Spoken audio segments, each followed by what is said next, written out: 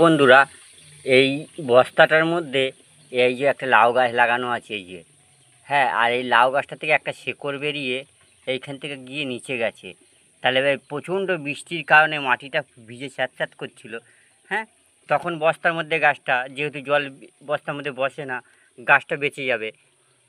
আর এদিকে আবার যখন জল দরকার তখন এই শেকড়টা থেকে জল নেবে। তা এই প্ল্যানে অবশ্যই বন্ধুরা তোমরা গাছ লাগাতে পারো। একটা শেকড় এখান থেকে নামিয়ে দেবে। এটাকে অনেক প্ল্যান করে এখানে শেকড়টা নামানো হয়েছে। হ্যাঁ, কী করে নামানো হয়েছে যদি জানতে চাও আমার কাছে ফোন করে জেনে নেবে। তো এই শেকড়টা এখান থেকে, লাউ গাছের শেকড়টা এখান থেকে নেমে গেছে এই নিচে। আর লাউ গাছটা কিন্তু বাদ বাকি শেকড়গুলো বস্তার মধ্যে হয়ে আছে, মানে বেশি জলেও নষ্ট হবে না, আবার অল্প জলেও গাছটা বেঁচে থাকবে। সেরকম প্ল্যানে এখানে লাউ গাছটা চাষ করা হয়েছে।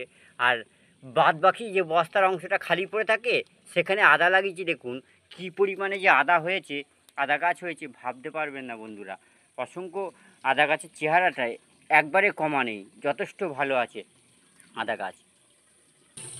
আর লাউ গাছটা কিন্তু এই সোজা উঠেছে, এই যে যাচ্ছে, এই সোজা উঠে পেয়ারা গাছের ওপর থেকে ঝুলে গিয়ে ওইদিকে গিয়ে ওই যে ঘরের চালে উঠে গিয়ে গোটা চাল ভর্তি হয়ে গেছে লাউয়ে। তা ভিডিওটা আমি অত দূরে দেখাতে পারছি না, তবু চেষ্টা করছি দেখানোর। ওই দেখুন, ওই গোটা চালে ওই যে ভর্তি হয়ে গেছে লাউ গাছটা, ওই চালে ময় ওখানে গিয়ে চালের উপরে প্রচণ্ড লাউ হয়েছে, বড় বড় সাইজের। তো লাউগুলো খুব সুন্দর ও ভালো খেতে।